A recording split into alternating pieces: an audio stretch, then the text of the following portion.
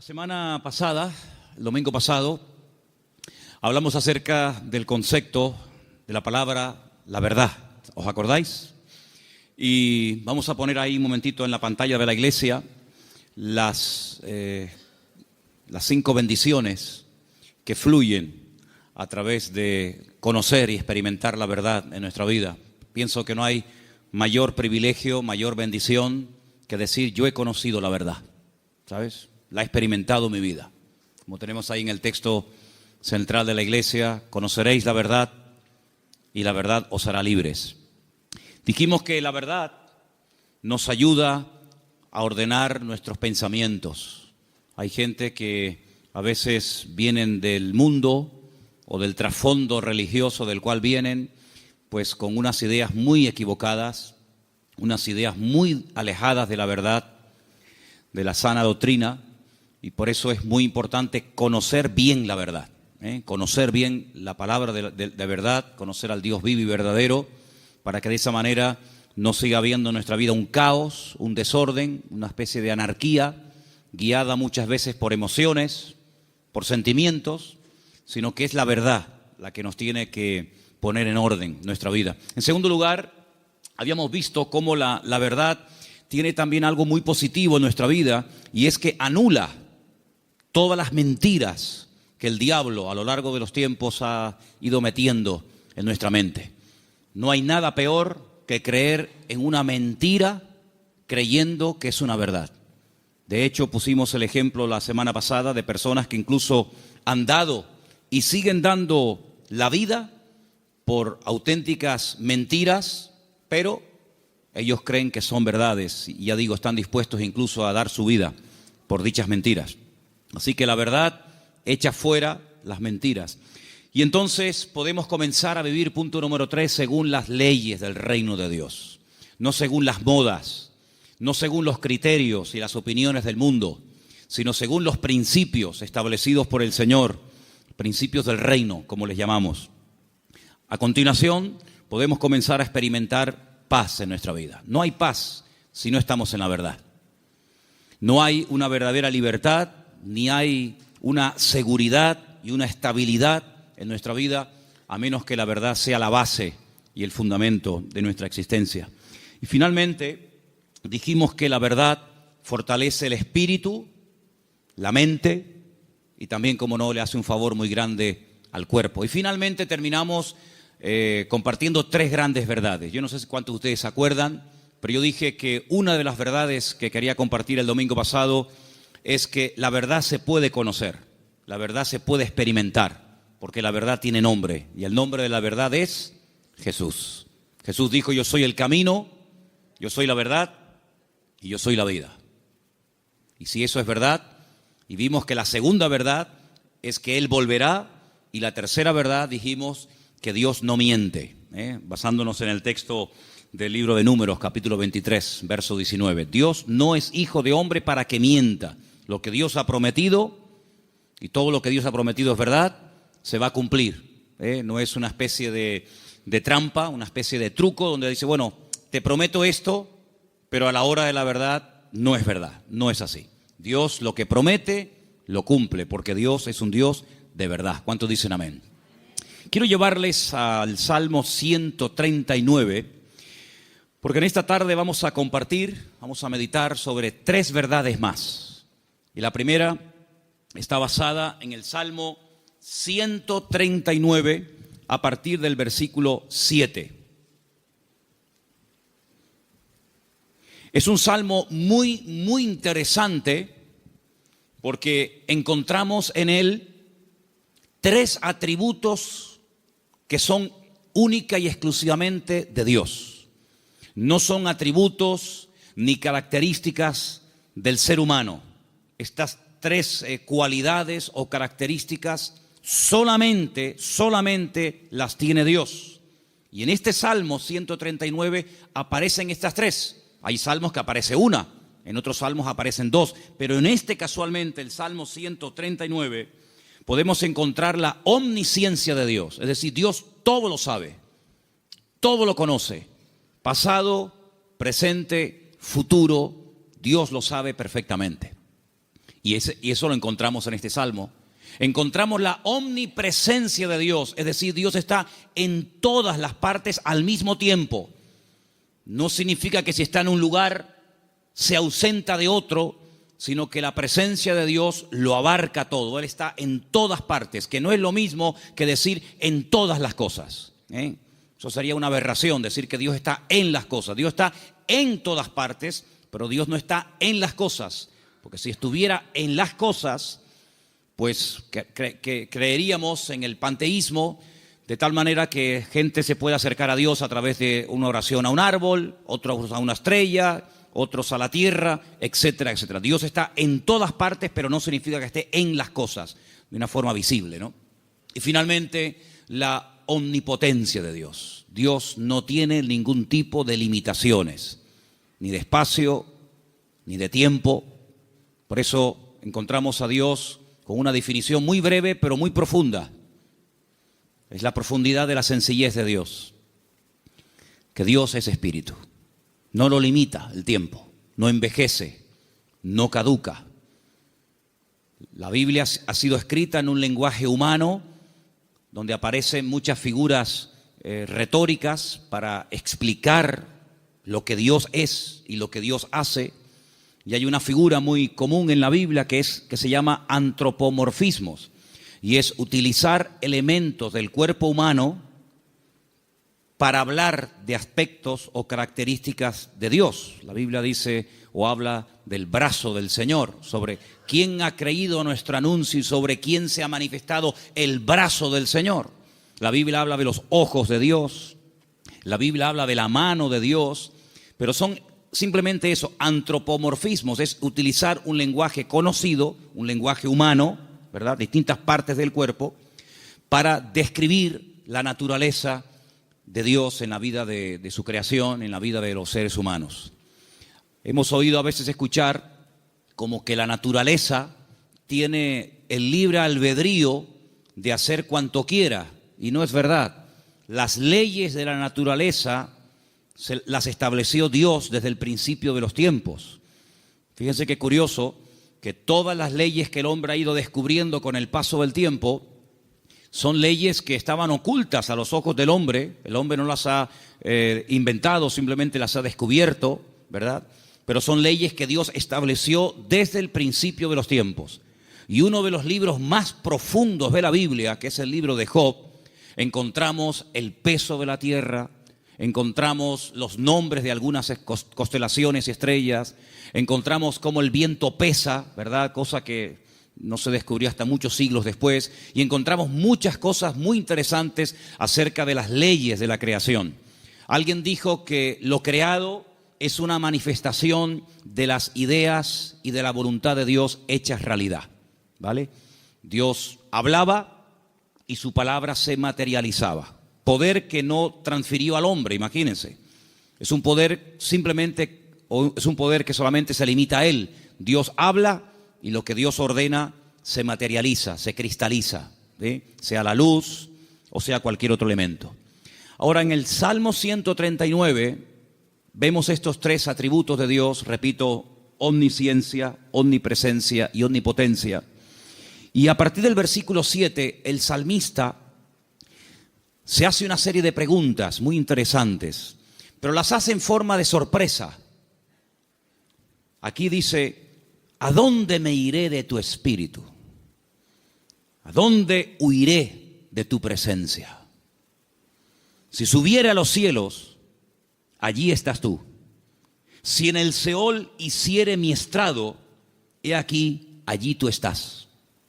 Si tomare las alas del alba y habitare en el extremo del mar, aún allí me guiará tu mano y me asirá tu diestra. Si dijere: ciertamente las tinieblas me encubrirán, aún la noche resplandecerá alrededor de ti. Aún las tinieblas no encubren de ti, y la noche resplandece como el día. Lo mismo te son las tinieblas que la luz. ¿Cuántos dicen amén? Ahora, en la Biblia encontramos a ciertos personajes que por las circunstancias que estaban atravesando no les quedó más remedio que huir. y esconderse de las personas que querían quitarles la vida. Por ejemplo, piensen en Moisés. Cuando él tenía 40 años, dice la Biblia que él, para mediar en una disputa, en una pelea, dice que él se levanta contra un egipcio y lo mata y lo oculta. Pero aparentemente se ve que su crimen, su asesinato no quedó, digamos, oculto. Y al día siguiente alguien le dice: ¿me vas a matar a mí como ayer mataste al egipcio? Y esto le produjo un pánico, le trajo un miedo tan grande a Moisés, que dice que tuvo que huir al desierto. Y se ve que no lo encontraron. Se ve que el faraón, que a lo mejor intentó encontrarlo, fue todo en vano, porque pasó 40 años en el desierto y la Biblia no dice en ningún momento que a Moisés lo localizaron y lo llevaron a Egipto y lo sentenciaron. Por lo tanto, supo huir y se escondió, pero tuvo que huir. Tenemos, por ejemplo, el caso de David. David es un joven que recibe el llamado de Dios, la unción, el respaldo de Dios siendo muy joven. El profeta Samuel derrama sobre él aquel cuerno lleno de aceite que tipificaba la unción que él tendría el día de mañana para ser el segundo rey de Israel. Y dice la Biblia que durante muchos años, David tuvo que huir y tuvo que escaparse y esconderse, porque Saúl estaba obsesionado con quitarle la vida. Y se ve que lo hizo bien, por supuesto, la bendición de Dios también estaba con él, porque Saúl nunca lo encontró, a pesar de que muchas veces estuvo muy cerca de echarle mano, incluso hasta de quitarle la vida. Así que vemos que hay hombres en la Biblia, seguramente hay otros, que tuvieron en momentos puntuales de la vida que huir. Pero lo que me llama la atención es que estas personas huían de hombres y fueron capaces de ocultarse de esos hombres, sea Faraón, sea Saúl, que querían quitarle la vida. Pero lo curioso es que en el primer libro de la Biblia, el libro del Génesis, el primer hombre intenta jugar al escondite con Dios. Porque dice la Biblia que cuando Adán peca, se esconde de Dios, como si Dios no supiera dónde está. Es decir, Adán está tratando a Dios como si fuera un hombre. Así como Saúl no pudo encontrar a David porque sabía dónde esconderse, y así como Moisés se supo meter en el desierto y no lo encontraron, Adán creía que se podía ocultar de Dios. Sin embargo, el Señor sabía perfectamente dónde está. Me llama la atención que cuando leemos el libro del profeta Jonás, en el capítulo 1, dice la Biblia que él recibe un llamamiento para ir a predicar a una tierra extranjera, a la capital del imperio de Asiria. La ciudad se llamaba Nínive, pero él no quería ir, porque él sabía que si la gente se exponía a la palabra y se arrepentían, Dios los iba a perdonar. Y como él no quería que Dios los perdonara, sino que los castigara y los destruyera, pues dice: no voy a predicarles. Y como no van a tener la opción de arrepentirse, pues que se mueran. Y entonces dice que desciende a una ciudad que en la Biblia se llama Jope, pero que en la actualidad se llama Jaffa, y dice que toma un barco para huir de la presencia del Señor. Bueno, hay un momento en el que los marineros le preguntan: ¿qué haces aquí? ¿Cuál es tu nacionalidad? Y dice que los marineros se dieron cuenta de que él intentaba huir de la presencia del Señor. ¿Eso qué significa? Bueno, en ese momento y hasta siglos más tarde, se creía que Dios donde estaba y donde Dios vivía y moraba era en Jerusalén, en el templo que estaba en el monte Moriah. Y cuanto más lejos me alejara de Jerusalén, y si encima me monto en un barco y me voy mar adentro, pues es como que la presencia de Dios la dejo atrás y Dios pues no me encuentra. Yo estaba leyendo hoy justamente el libro de Jonás y hay una canción que nosotros cantamos en la iglesia, parte del Salmo 118, que dice: desde la angustia invoqué al Eterno y Él me oyó. Y en la oración que Jonás hace desde el vientre del gran pez, pues dice la Biblia que él dice: desde la angustia invoqué al Eterno y Él me respondió. Así que el Salmo 118, Jonás lo sabía perfectamente, pero el 139 se ve que se olvidó. Porque el 139, el salmista dice: ¿a dónde me voy a esconder? ¿A dónde voy a huir de tu presencia? Vaya a donde vaya, sea hacia arriba, sea hacia abajo, sea a la izquierda o sea a la derecha, Nunca podré huir de tu presencia, porque él tenía bien claro el concepto de la omnipresencia del Señor. ¿Cuántos dicen amén? Ahora, esta gente huía en el sentido negativo, pero hermanos, esto nos tiene que producir un gozo y una alegría a todos y a cada uno de nosotros enorme, inmensa. ¿Sabéis por qué? Porque vayamos a donde vayamos, no importa las circunstancias en las que nos encontremos, la presencia del Señor siempre, siempre estará a nuestro lado. ¿Cuántos dicen amén? No importa si te encuentras en una cárcel, allí el Señor sabe que estás. ¿O acaso nos hemos olvidado de que una noche bien tarde Pablo y Silas cantaban, los presos les oían, pero no solamente los presos les oían, sino que el Señor en el cielo también les oía, y dice que los liberó de una forma tremenda? ¿Cuántos dicen amén? Dice la Biblia que cuando estaba en la tempestad, al día siguiente, cuando llevan ya más de 20 días en ayuno, sin ver estrellas, sin ver sol, perdidos, desesperados en medio del mar Mediterráneo, se levanta el apóstol Pablo y dice: no tengan ningún temor, porque anoche estuvo en mi camarote el Señor y me dijo que si nos mantenemos unidos, nadie va a perder la vida. Luego lo vio en la cárcel y también lo vio en la tempestad.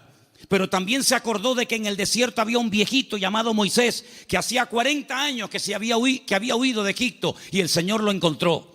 Y el Señor sabía que en aquel pozo, aunque los hermanos se tapaban los oídos y no querían oír los gemidos y los gritos de José, la Biblia nos enseña que el Señor siempre estuvo con José en el pozo y posteriormente en la cárcel. No hay ni un solo lugar donde nosotros vayamos en esta vida donde el Señor no esté a nuestro lado, sino que incluso hay una promesa del Señor que nos dice: he aquí yo estoy con vosotros todos los días hasta el fin del mundo. Hoy estaba analizando, estaba echándome un rato la siesta y de repente, ¡pum!, me desperté como un resorte y me fui a mi oficina y empecé a escribir todo lo que me venía a la cabeza. Y fíjate, me venía a la cabeza cuando Elías, huyendo, otro que huye también, en este caso no de un rey, no de un faraón, sino de una mujer llamada Jezabel, la reina perversa, esposa de Acab, que quiere matarlo. Dice que salió corriendo, huyendo, para que Jezabel no pudiera matarlo. Y dice que se mete dentro de una cueva.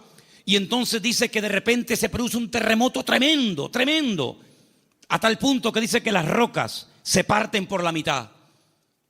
Pero dice, Dios no estaba en ese terremoto. Más adelante dice que viene un viento huracanado espectacular, tremendo, que lo arranca todo. Y dice, pero Dios no estaba allí tampoco. Y al final, después de muchos, cosas de la naturaleza, dice que viene un viento apacible. Y él reconoce que en esa calma y en esa quietud estaba el Señor. Y me venía a la mente el capítulo 37 de Ezequiel, cuando dice que el Señor le permite ver un valle lleno de huesos secos en gran manera.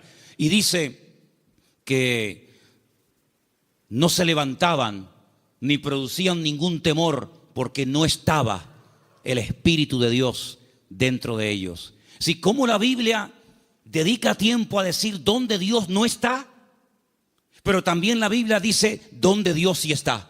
Por ejemplo, también apuntaba todas las veces que ocurren tragedias y desgracias en la vida. A continuación añade la Escritura y dice, pero el Señor estaba con José. ¡Qué maravilla! Hermanos, saber que nuestro Dios está con nosotros todos los días, ¿no te produce una alegría y una tranquilidad de saber que pase lo que pase y venga lo que venga y digan lo que digan, nuestro Dios está con nosotros porque es omnipresente?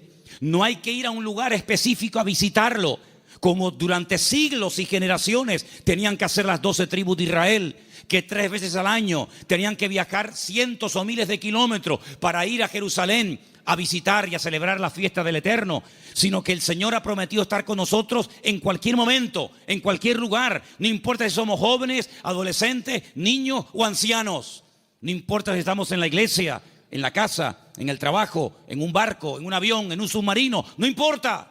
La presencia del Señor siempre estará a nuestro lado, y eso significa que la protección del Señor siempre estará con nosotros. Esa es la primera verdad que quiero compartir con ustedes en esta tarde.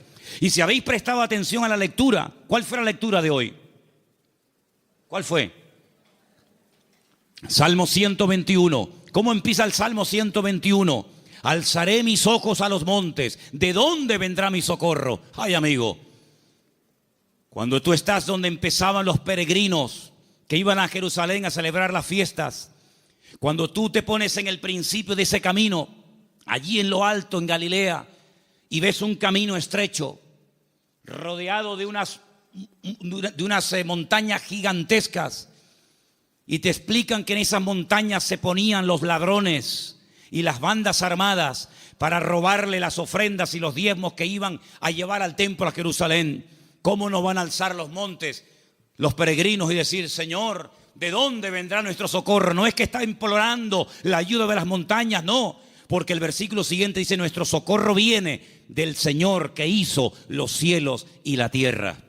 No dará tu pie resbaladero, ni se dormirá el que te guarda. Él guardará tu salida y tu entrada desde ahora y para siempre. ¿Cuántos dicen amén? Hermanos, en estos tiempos en los que estamos viviendo, es importante que nos recordemos cada día: el Señor, la presencia del Señor, la cobertura del Señor está a mi lado. ¿Cuántos dicen amén? Dile a que está a tu lado: el Señor está con nosotros porque es un Dios fiel. Aleluya. Esa es la primera verdad que tenemos que tener presente en nuestra vida. Primera de Juan 5:18, primer versículo que nos van a leer en esta tarde. Primera de Juan, capítulo 5, verso 18. Presten atención, por favor. Sabemos que todo aquel que ha nacido de Dios no practica el pecado, pues aquel que fue engendrado por Dios le guarda, y el maligno no le toca. El maligno, la promesa que dice, el maligno no le toca. ¿A quién no le toca? Al Hijo de Dios. ¿Y por qué no le toca? Porque está protegido. ¿Por quién? Por aquel que lo engendró. Nuestro Dios no solamente está, sino que está para defendernos, está para guiarnos, está para bendecirnos. No está dormido y hay que despertarlo, como en algún momento el profeta Elías les decía a los profetas de Baal: griten, griten, levanten la voz. Tal vez vuestro Dios está de camino, o está dormido, o cansado, se ha ido de viaje, sino que nuestro Dios está a nuestro lado, pero no de una forma pasiva, indiferente, sino que está a nuestro lado para pelear nuestras batallas y defendernos. ¿Cuántas veces hemos mencionado el pasaje de cuando el profeta Eliseo, no Elías, Eliseo, se encuentra rodeado de enemigos y su criado Giesi se lo comenta y le dice: estamos rodeados, nos van a matar? Y el profeta Eliseo ora para que el Señor le abra los ojos espirituales a su criado incrédulo Giesi, porque le dice: más son los que están con nosotros que los que vienen contra nosotros. Y entonces él pudo ver por los ojos de la fe cómo la presencia del Señor estaba alrededor de aquella casa, y aquellos que venían a matarlos al final quedan ciegos y ellos los tienen que guiar hasta salir de la ciudad. Hermanos, ese es nuestro Dios, un Dios que ha prometido estar con nosotros todos los días. Estemos también nosotros con Él todos los días. ¿Cuántos dicen amén?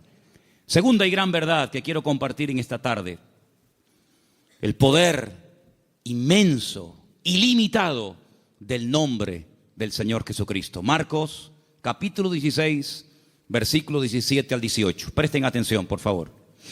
Y estas señales seguirán a los que creen. En mi nombre echarán fuera demonios, hablarán nuevas lenguas, tomarán en las manos serpientes, y si bebieren cosa mortífera no les hará daño. Sobre los enfermos pondrán sus manos y sanarán.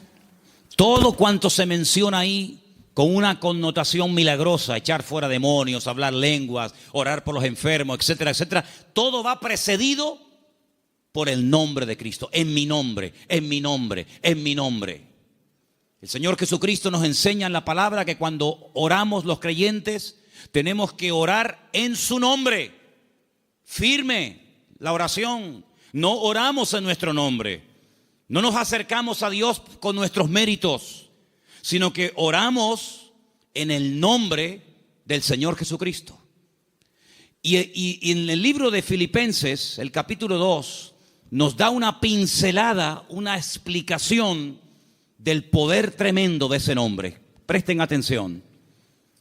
Después de humillarse, después de despojarse de toda su gloria y dignidad, después de haberse hecho siervo y estando en la condición de hombre, se humilla hasta lo sumo y muere de una forma terrible como era la muerte de cruz y haciéndose obediente hasta la muerte, a continuación de eso, dice, por lo cual Dios lo exaltó hasta lo sumo, a lo máximo, y le dio un nombre sobre todo nombre. Y ahora escucha versículo 10, para que en el nombre de Jesús se doble toda rodilla de los que están en los cielos, en la tierra y debajo de la tierra. Y toda lengua confiese que Jesucristo es el Señor, para gloria de Dios Padre. El poder del nombre de Cristo, no somos conscientes de lo poderoso que es mencionar ese nombre. Los demonios huyen y tiemblan cuando se menciona el nombre de Jesucristo. Es un nombre de poder, es un nombre de autoridad. No hay nada ni nadie que se resista al poder del nombre de Cristo. Una vez escuché a un predicador que vino a Las Palmas hace muchos años. Había sido misionero en África. Y un día no se le ocurre otra cosa más que ir a una tribu de caníbales. Y dice que mientras dormía en una choza durante la noche, hay un momento en el que él se despertó y ve a un caníbal con un garrote a punto de darle un palo en la cabeza y matarlo. Dice que fue algo tan rápido, no había tiempo para decir, hermano, vamos a orar, espérate un momentito. Dice que solamente dijo, Jesús. Solamente mencionó el nombre del Señor. Y dice que se le cayó ese garrote de la mano a este hombre y salió corriendo.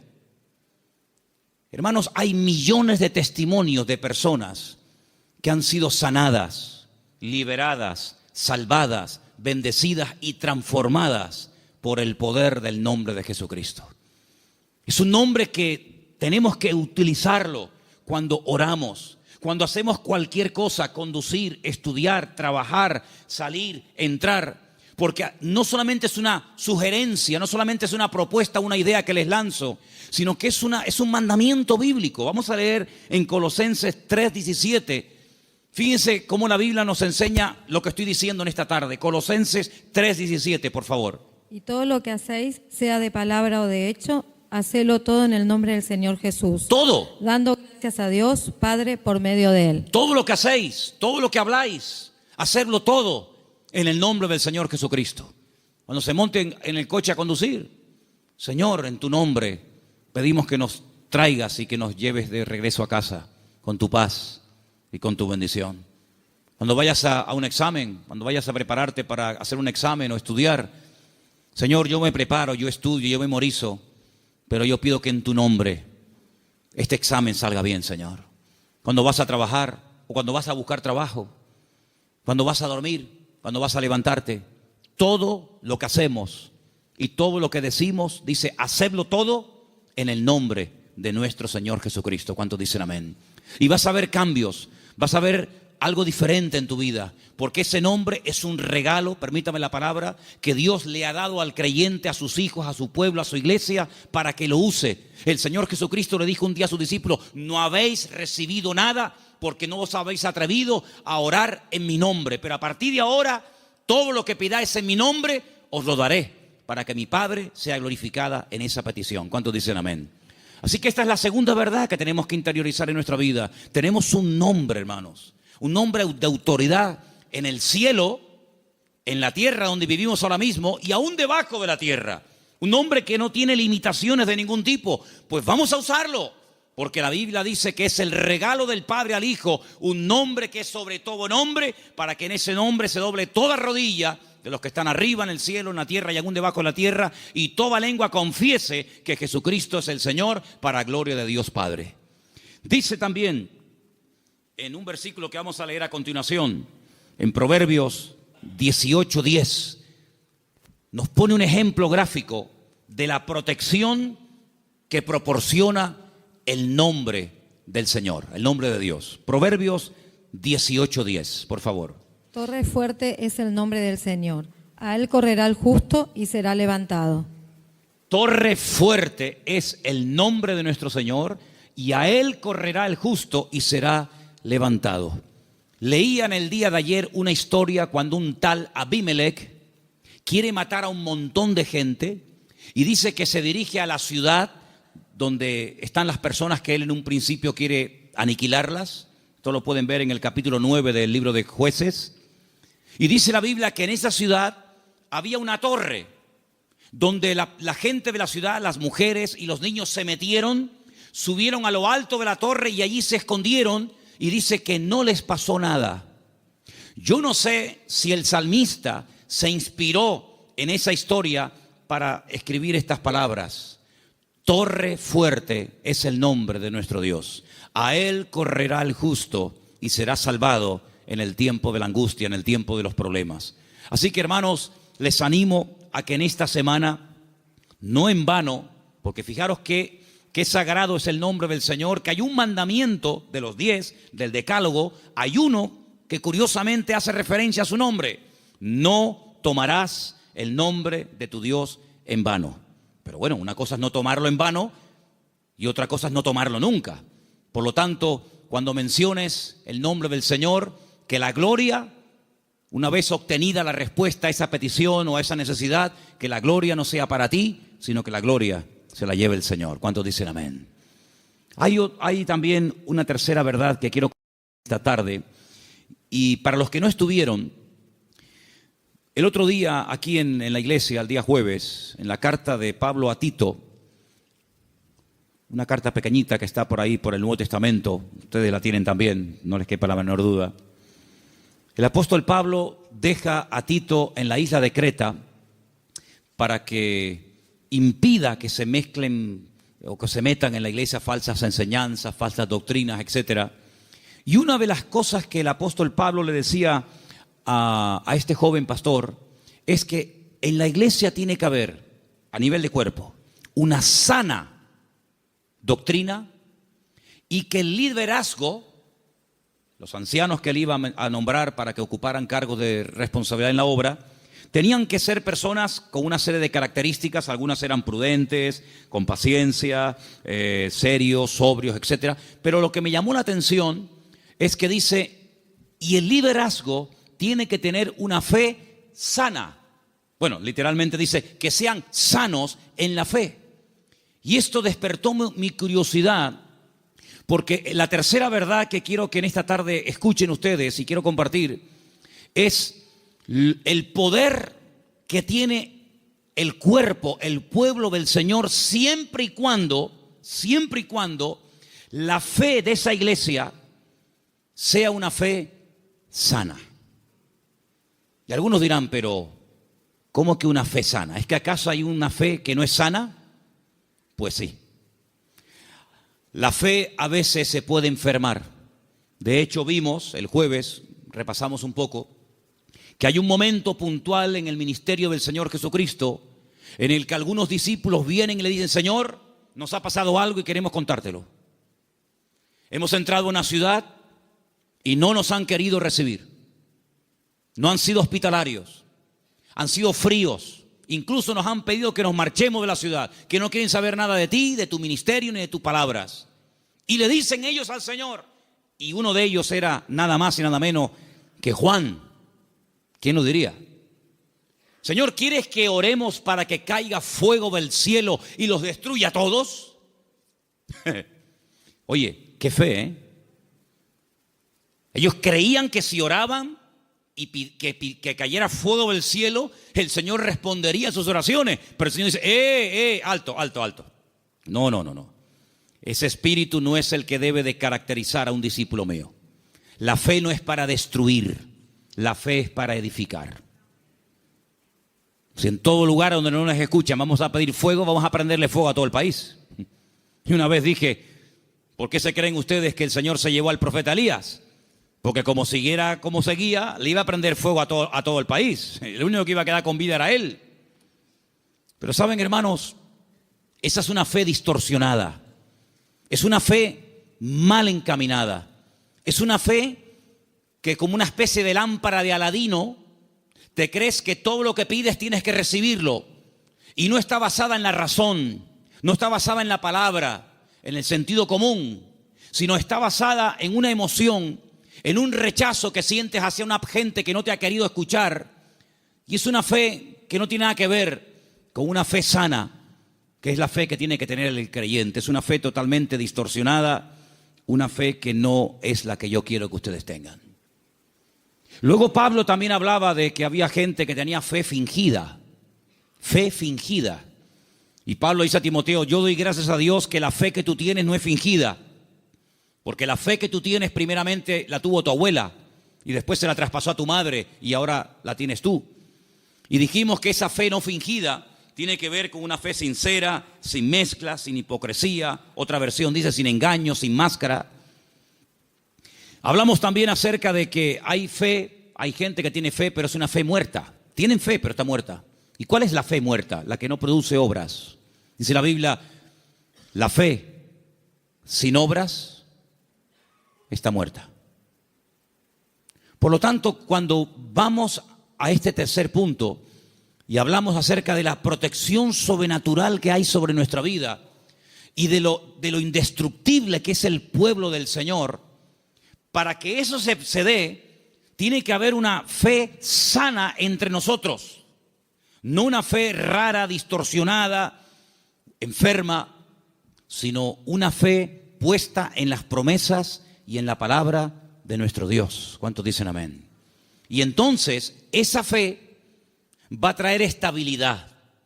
Esa fe va a traer una revelación del verdadero Dios al cual tenemos que honrar, adorar y servir.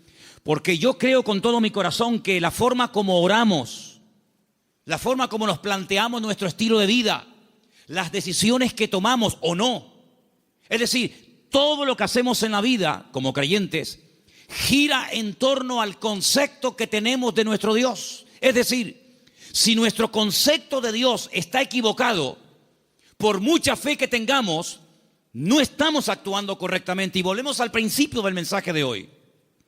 Jonás creía que había lugares donde se podía esconder de Dios y Dios no encontrarlo. Dice que él huía de la presencia de Dios, huía del llamado de Dios, de la responsabilidad. ¿Por qué? Porque no quería cumplir con el llamado de Dios. Y hace exactamente lo mismo que hizo Adán en el jardín del Edén: huir, esconderse de Dios. Y él creía que uno se podía esconder de Dios. Y él actuaba en base a esa creencia equivocada. Por lo tanto, es muy importante que nosotros nos preguntemos de vez en cuando, a la luz de las Escrituras, si la forma como yo estoy orando y pidiendo las cosas, si la forma como yo estoy viviendo mi relación con el Señor es una relación basada en una fe sana o en ideas distorsionadas y equivocadas. Porque hay personas que se imaginan que Dios, como acabo de decir, es esa especie de lámpara de Aladino que frotamos y Dios tiene que estar a mi servicio las 24 horas del día y Dios tiene que complacerme en todo lo que le pido y en todo lo que quiero. Y no es así. Hay momentos en los que puedes tener una fe tremenda y Dios decir a tu oración no. Puede ser que tengas una sinceridad y un deseo tremendo de hacer algo para el Señor, genuino, bíblico, correcto, pero a ti no te corresponde hacer esa operación, hacer ese trabajo. Como por ejemplo el rey David, que quería construirle una casa a Dios. Y Dios le dijo, tú no la vas a edificar, la edificará la siguiente generación en la persona de tu hijo Salomón. Hay momentos en los que el mismo apóstol Pablo quería ir a ciudades a predicar el evangelio. ¿Será bíblico predicar la palabra? Por supuesto. Es un mandato del Señor, claro, ir por todo el mundo y predicar el evangelio. Pero también hay que decirlo que hay momentos en los que el Pablo quería ir a ciertos lugares a compartir y el Señor le decía, no, ahí no, en Bitinia no, bueno, pues me voy a Misia, no, ahí tampoco.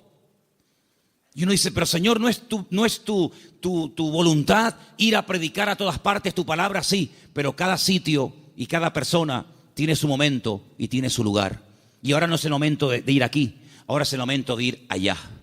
Y Pablo, que era sensible a la voz del Espíritu, Pablo, que era una persona que se dejaba tratar y moldear, pues no era un niño caprichoso con la pataleta que cuando no le das la chupeta se pone a montarte un lío tremendo, sino que decía, bueno, pues si no es por aquí, será por allá. En otras palabras, no se venía abajo, no se derrumbaba, no se desanimaba, sino que él seguía probando, hasta que al final encontró el lugar idóneo donde el Señor quería llevarlo y usarlo. Por lo tanto, es muy importante que la iglesia interiorice esta verdad. El Señor nos quiere usar. Tenemos que cumplir con nuestras responsabilidades. Por supuesto que sí. Pero ¿estaré yo preparado para eso que quiero hacer? La Biblia nos enseña que cuando José era un joven, ya él sabía lo que Dios quería hacer con su vida.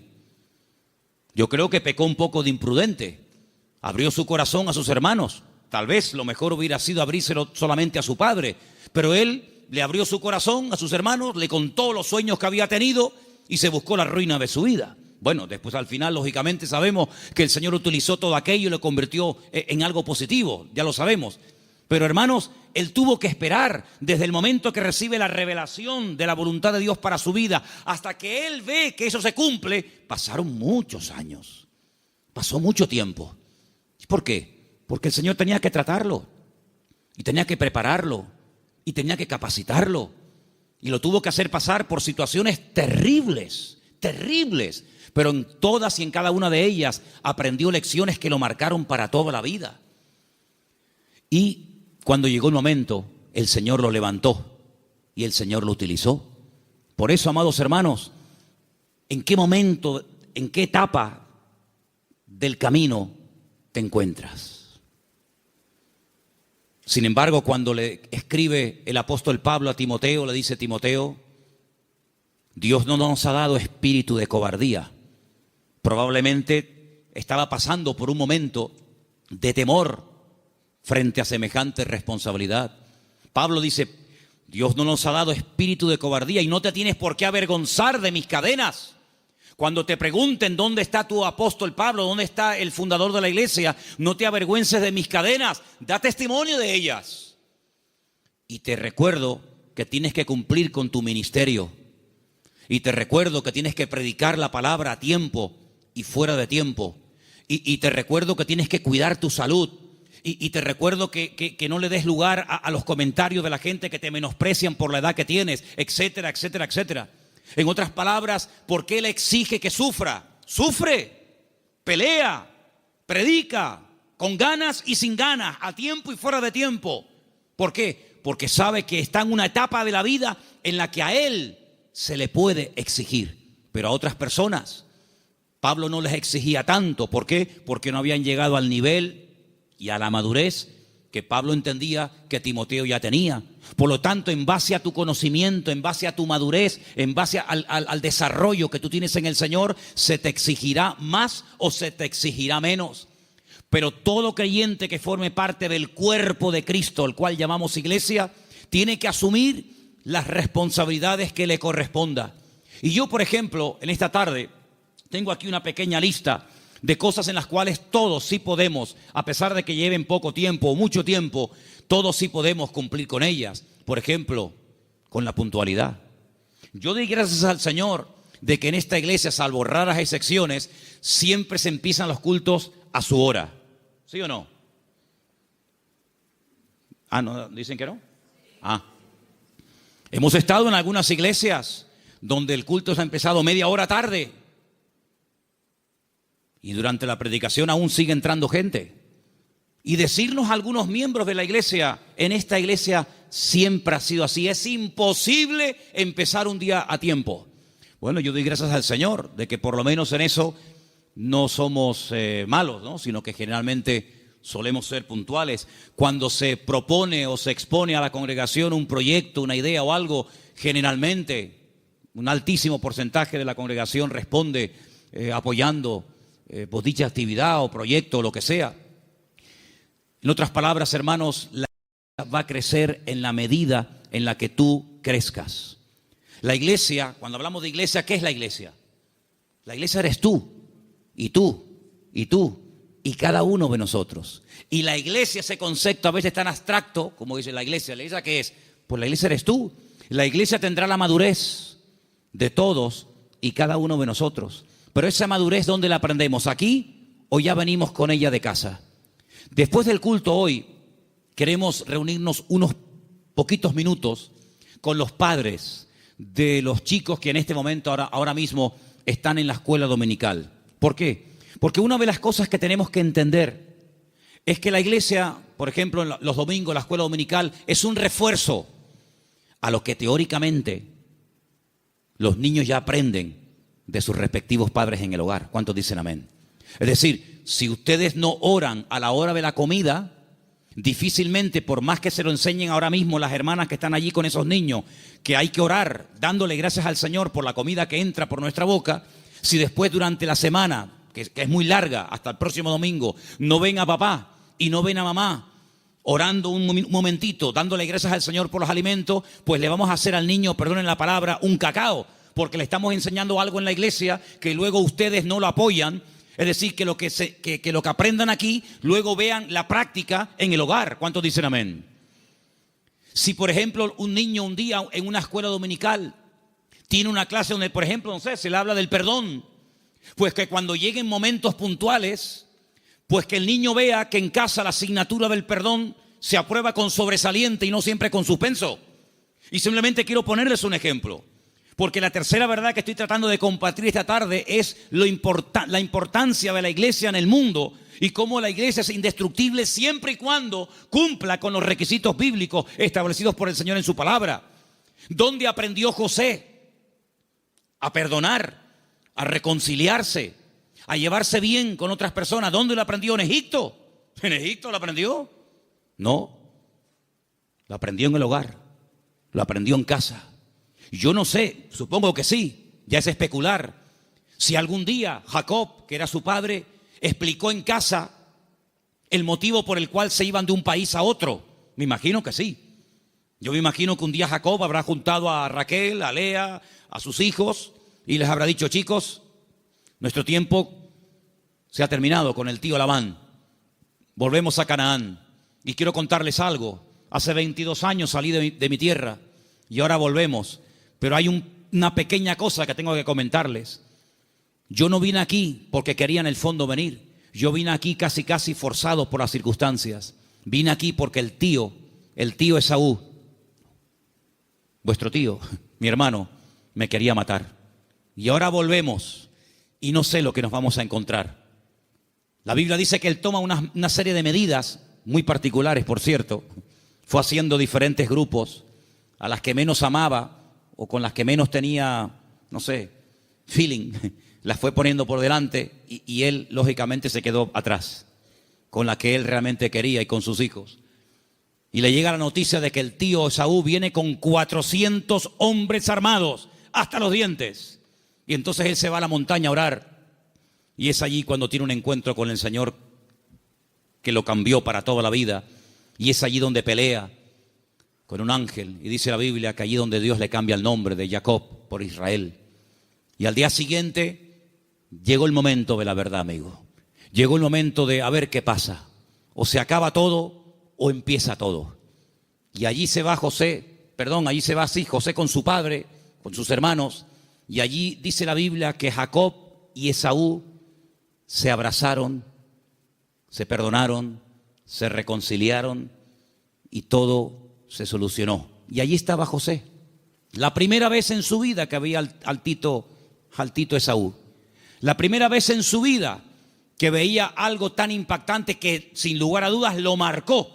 Porque esa reconciliación entre el tío y su papá lo marcó de tal manera que años más tarde, cuando él es vendido por sus propios hermanos, cuando él se da a conocer a ellos y les revela su identidad y les dice: yo soy José, no tiene ni la más mínima gota de rencor, de remordimiento en su corazón, porque él aprendió de una forma objetiva lo que era el perdón y la reconciliación en su familia. ¿Y qué es lo que hace? Él después proyecta en los demás lo que en el hogar aprendió de una forma práctica. Por eso, amados hermanos, es muy importante que lo que ustedes aprenden en los cultos, lo que los niños aprenden en la escuela dominical, luego durante la semana se van a presentar muchas oportunidades para orar, para pedir perdón, para saber cómo reaccionar ante una situación. Y entonces ahí donde tenemos que trabajar en equipo.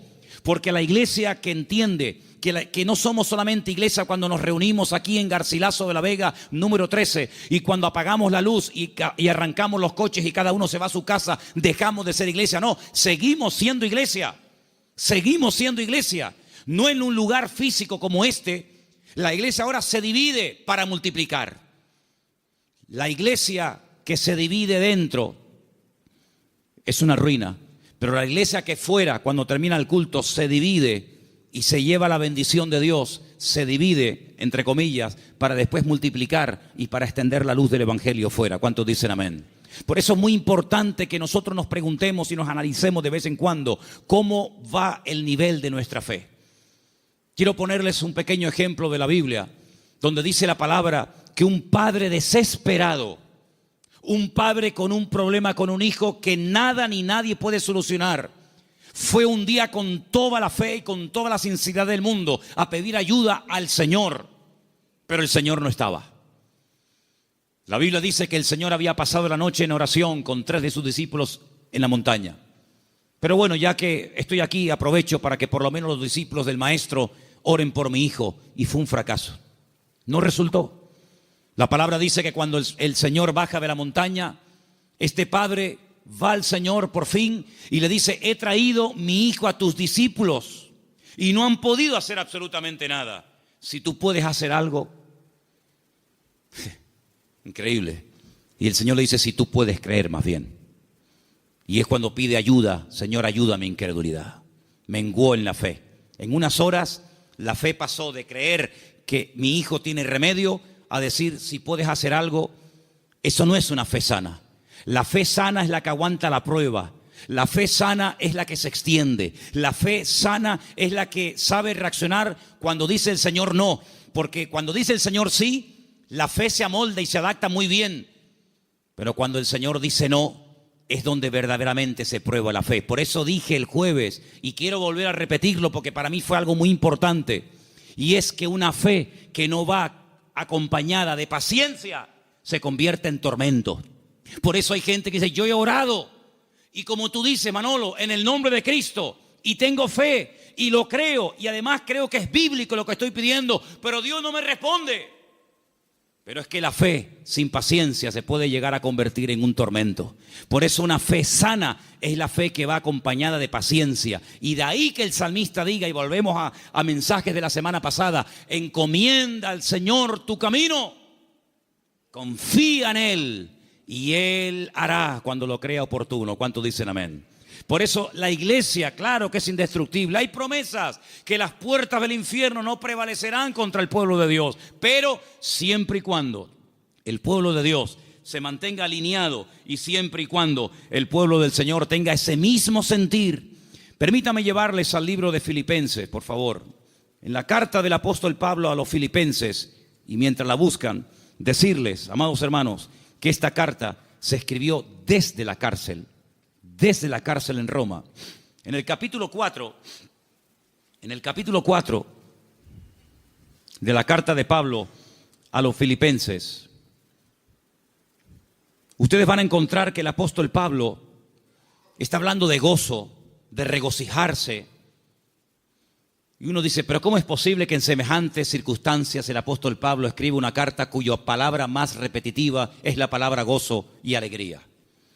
Bueno, pues porque el gozo del creyente, la estabilidad del creyente, no depende de si está en libertad o privado de libertad, sino depende de una fe sana depositada en los brazos del Señor.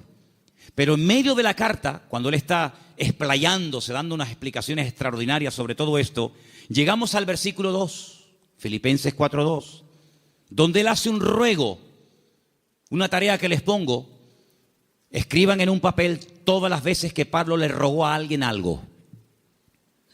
No lo hace mucho, pero aquí tienen un ejemplo. Este no vale, tienen que buscar otro. Le ruega a Evodia y a Síntique que sean ¿qué? De un mismo sentir en el Señor. Evodia y Síntique eran unas hermanas de esta congregación, eran creyentes, fieles asistentes a la congregación, que no les está haciendo un llamado para que acepten al Señor en su vida y se conviertan. No, ya son creyentes, son hermanas de la congregación, pero entre ellas hay algo. No son de un mismo sentir. Algo pasó entre estas hermanas que a Pablo le perturba. Y Pablo, hay un momento en el que hace un paréntesis en el desarrollo del tema de la carta de Filipenses y dice: ruego a Evodia y a Síntique que sean de un mismo sentir en el Señor. Porque una iglesia, como un matrimonio que tiene un mismo sentir, es algo indestructible. ¿Cuántos dicen amén? Pero una iglesia donde uno dice arriba y otro dice abajo, uno dice a un lado y otro dice a otro, donde uno dice no, oremos, otro, no, ayunemos, no, discipulemos, no, evangelicemos, salgamos, no, quedémonos. Difícilmente esa iglesia puede ser una iglesia bendecida y una iglesia que impacte a la gente que lo rodea. Pero cuando hay un mismo sentir en el Señor, cuando el capitán de la nave es el Espíritu de Dios y la cabeza de la iglesia es el Señor Jesucristo, esa iglesia puede avanzar, esa iglesia puede ser una bendición y esa iglesia es un botón, un punto de referencia en el mundo espiritual de algo que el Señor está haciendo en este lugar. Porque permítame decirle que una de las grandes enseñanzas del apóstol Pablo, y esto tiene una profundidad tremenda, inmensa, es que dice que la iglesia no solamente puede tener un impacto a nivel de sociedad, como evidentemente lo tiene con los vecinos, con los familiares, con los que vienen, etcétera, sino que dice el apóstol Pablo, es una enseñanza muy profunda que comparte con los efesios, es que la iglesia, según cómo se comporte, según cómo actúen sus miembros, según cómo se relacionen unos con otros, tiene también un impacto en el mundo espiritual, ante los principados y ante las potestades. Y uno dice, pero ¿cómo puede ser eso? Claro que sí. La iglesia puede llegar a ser un freno. La iglesia puede llegar a ser una luz. La iglesia puede incluso impedirle al enemigo que campe a sus anchas y que haga lo que le dé la gana. Porque la iglesia es un freno en el mundo espiritual que el diablo reconoce perfectamente. ¿O se creen ustedes que el diablo no sabe que tú eres un hijo de Dios? ¿Se creen ustedes que el diablo no nos ve a nosotros? ¿Se creen ustedes que los demonios no nos observan cada día cómo hablamos, cómo oramos o cómo no oramos, cómo entramos, cómo salimos? Claro que lo ven. Había una vez unos jóvenes que querían echar fuera un demonio de un hombre y cuando fueron a orar por él no se les ocurre otra cosa. Qué listos y qué tontos al mismo tiempo. Querían echar fuera los demonios en el nombre del Cristo que predica Pablo. Y los demonios le respondieron y les dijeron a los 7 hijos de Seba, así se llamaba el padre de estos muchachos: conocemos a Pablo y conocemos al Cristo que predica Pablo, pero a vosotros no os conocemos absolutamente de nada. Así que el diablo sabe dónde vivimos, sabe nuestra identidad, sabe nuestro nivel de madurez, sabe nuestro nivel de santidad con el Señor, sabe hasta dónde puede llegar, porque como dije al principio, hay una protección, una cobertura sobrenatural 24 horas al día sobre la vida de la iglesia, sobre la vida de cada uno de sus hijos. Pero a veces nosotros podemos abrir rendijas, a veces nosotros incluso hasta le damos ideas al enemigo. Por eso dice Pablo, no le deis lugar al diablo. No le des lugar al diablo en tu casa.